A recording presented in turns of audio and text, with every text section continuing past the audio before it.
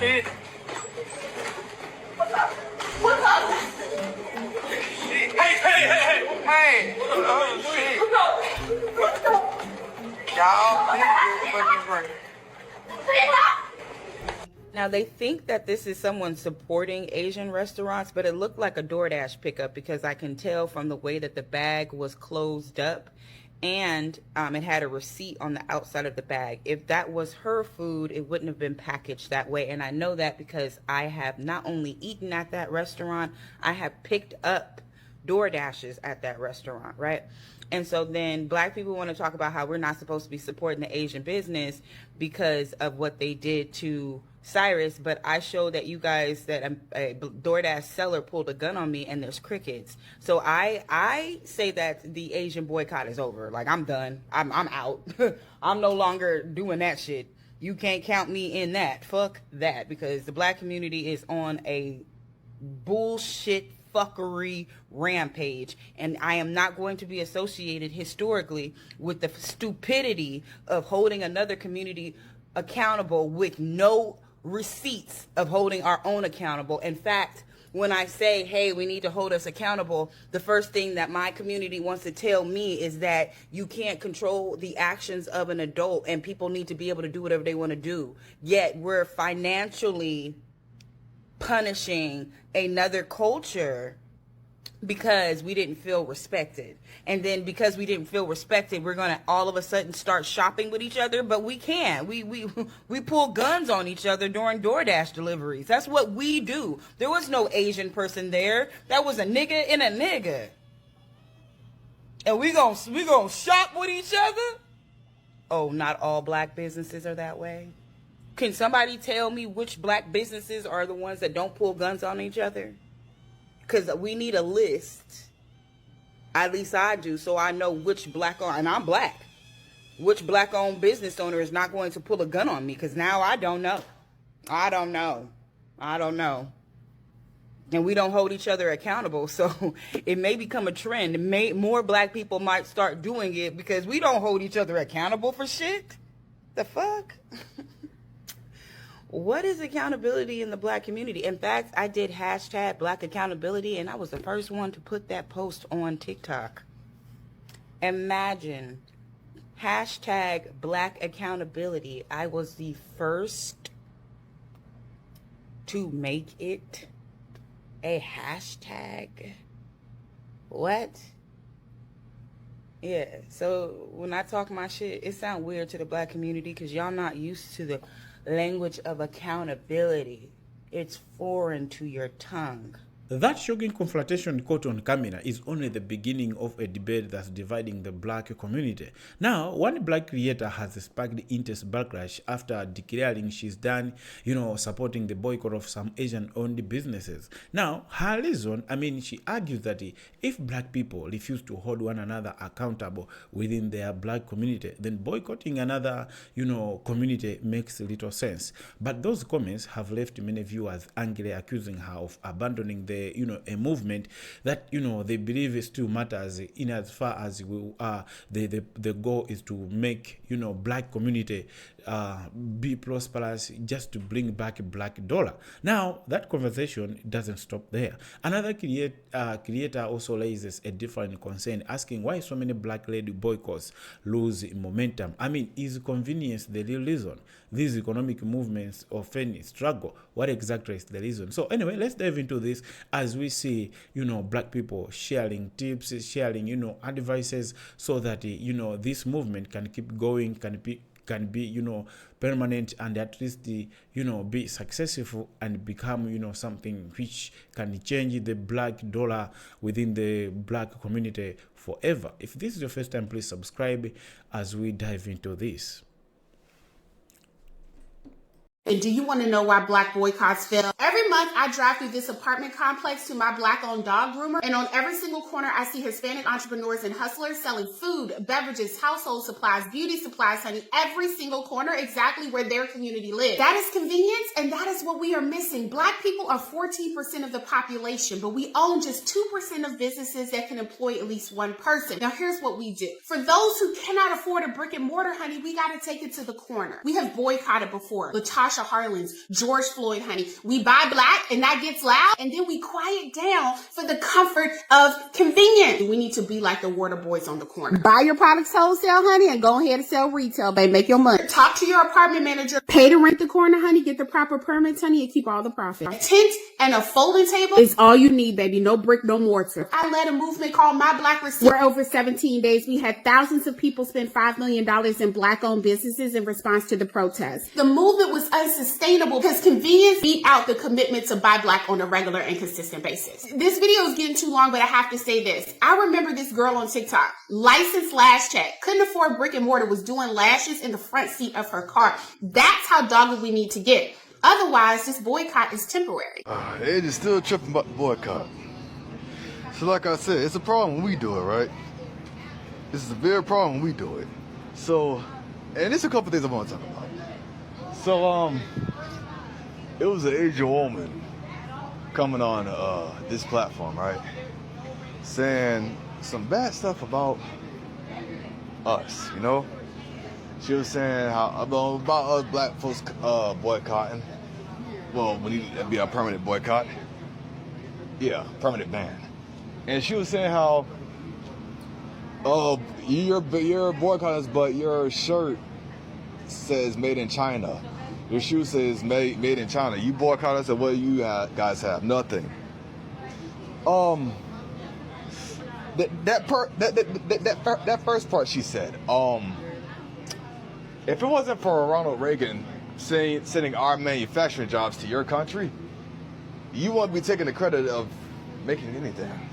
Because black folks, well, what black folks invented in this country inspired us to have manufacturing jobs, which put food on the table and paid a lot of bills.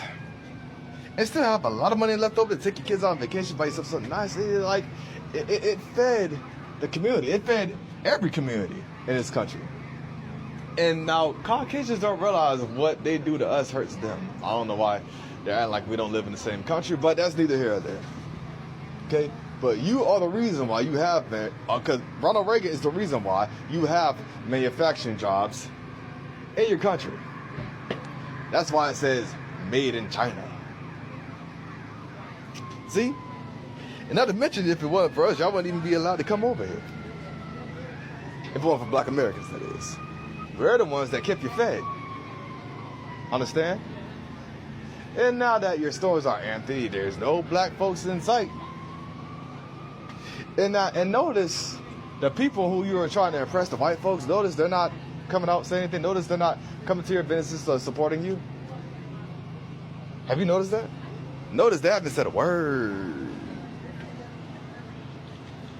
Well, I take that back. One lesbian did.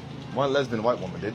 But what about the rest? What about the other 99% of white people who you know, align with so much? Yeah. Oh yeah. That became a big problem for you. Okay? And don't even get me started on why you guys left your country. If you guys are so successful at what you're doing, why would you leave your country? Like, I can't stress that enough. Why would you leave your damn country, babe? Understand? So, yeah, you might want to think about that before you start going around attacking us. And plus, and you're mad about us boycotting. Okay, don't you got plenty of agents in your community? Why don't you just get them to support you? Huh? To support your restaurants and shit like that. Oh, I get why. Because the stuff that you sell in your restaurants isn't good for the American people. Okay? Talking about the convenience stores. And as for your restaurants, I don't see a lot of Asians eating there. I see a lot of black folks eating there because what you serve behind closed doors is trash. Okay? I've seen all the meat, the rodent meat. We've seen on camera of all the rodent meat that you put inside of your restaurant. Okay? You think we eating chicken, but we're really eating rat. A raccoon, or a possum. We're really eating ruins. That's been exposed numerous times. And black folks, if you don't see other Asians eating there, don't eat there. I was at the mall the other day, right? And I saw like a couple of Asian restaurants. Saw a Thai restaurant, Japanese, Chinese restaurant, all right, in the food court. And those are, oh yeah, there's a lot of people that was buying those things. I didn't see not one Asian. There's a lot of Americans buying those foods, but not one Asian was buying those foods. And like I said, if you don't see Asians eating at those restaurants, don't eat there. Do not eat there. Hey. Do not eat there. Because what they serve is not healthy. They eat healthy stuff in their country, which is why they look so well in shape. Just put it out there. Pay attention to the comment section. You got people arguing with me about my choice, right? And then listen to the ones that are saying, fine, go over to the Asian community. I want you to ask them, what have they done to support me in order for me to feel the loss of them saying, fine, goodbye? Because they couldn't say anything when they saw the gun being pulled on me. But they made sure to speak to let me know that, fine, you can go over there to the Asian community. And I'm trying to understand, like, why, if I said that that's where I'm going, why are you giving me permission to go do what I said I was going to do? Like, I needed your approval for me to go over to where I said I was going to go over, even though I didn't say I was going to go over to the Asian community. I just said I'm done with the motherfucking boycott. Like, I'm not pushing that type of content. That's not my stance. I'm openly making sure that you know where I stand, because I went mini viral for that statement, and I'm taking accountability for what I said based on my very real Black experiences. And I want you to look at the comment section. Continue to pay attention. It's interesting because this is my page. Why, if you don't like what I'm saying, do you have to say something? Again, that's the Black community. You gotta speak up where you don't even have to. Your voice is not even needed here, but then when your voice is needed, silence. Ooh, look like Master still got his chain around your neck. If you are not Black and you agree with what I'm saying, you are going to have to push this, because the data is showing me that the watch time is higher, the views are moving, but people are not sharing it, which that's what I feel like my Black community is doing. So if you agree with the Black accountability, you're going to have to push it. That's why I put this towards the end of the video, because that's the only way this message is going to get out there. My community is not going to push accountability.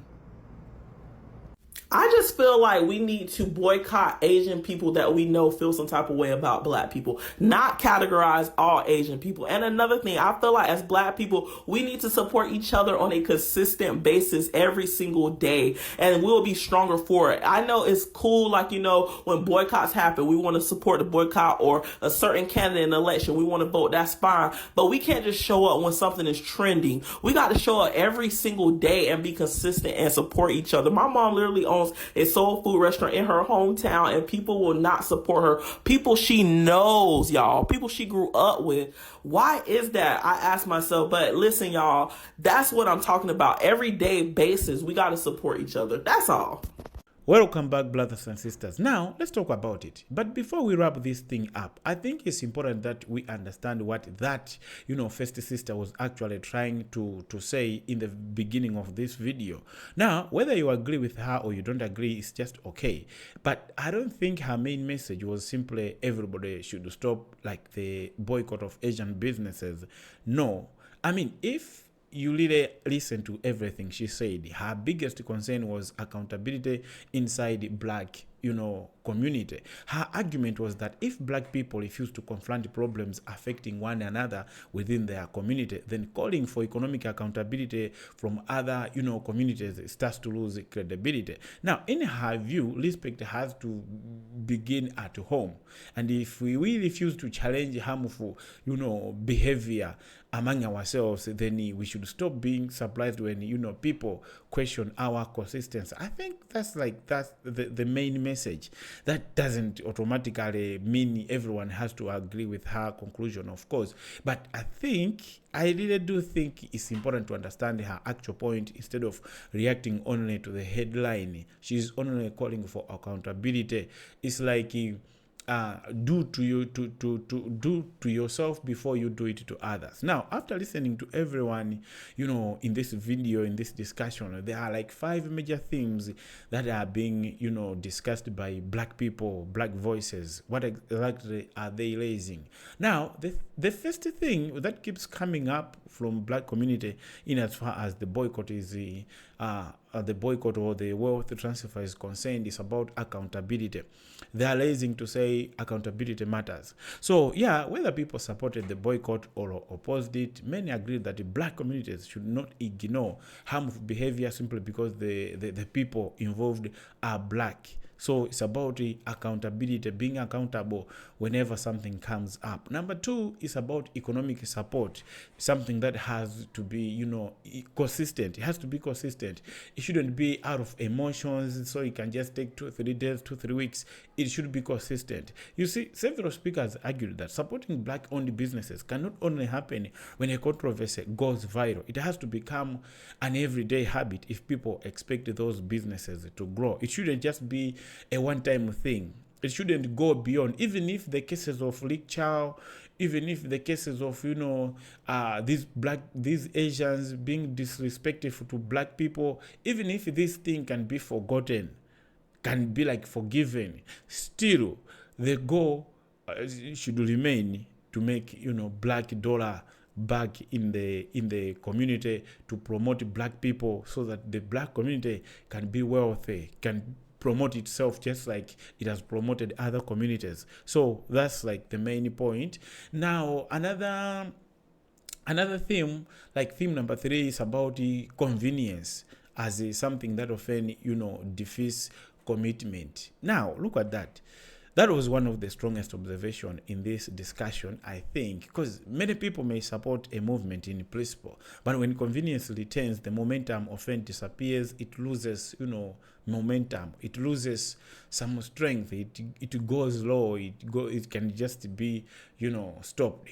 So it's about that. Convenience has to be there. Number 4, there is a disagreement over how boycotts should really work.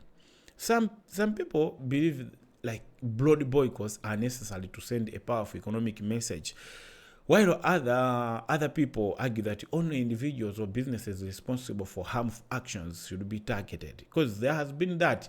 Other people say, let's boycott only Asian shops that are disrespectful to black people. Others say, no, it doesn't matter who. So that's why there's a difference between, are you calling it a boycott? Because when you call it a boycott, you don't boycott everybody. You look at those people who have wronged you, those people who are misbehaving.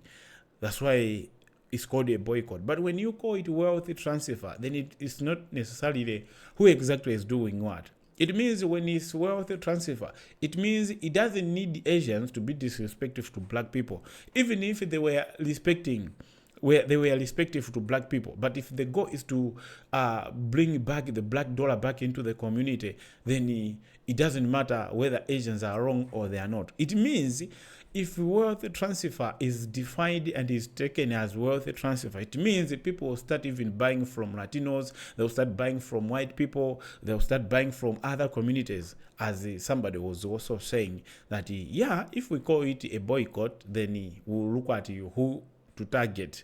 Even within the Asians, some Asians will still be supporting them. But if we take it as a wealth transfer, just to have a black dollar, to remain within our community so that we can promote our black entrepreneurs, black businesses, then the goal shouldn't be about hate. It's about the goal of that black dollar back into the community. And number 5, there is a growing conversation about building stronger black businesses. Now, let's talk about it. You see, instead of depending only on protests, on boycotts, many people believe more attention should be given to entrepreneurship, local investments, and creating businesses that communities can support every single day, almost forever within the black community. Now, those are the conversations that stood out to me after watching, these different perspectives of people in this video. Some people will agree with the first speaker, others will strongly disagree, and others,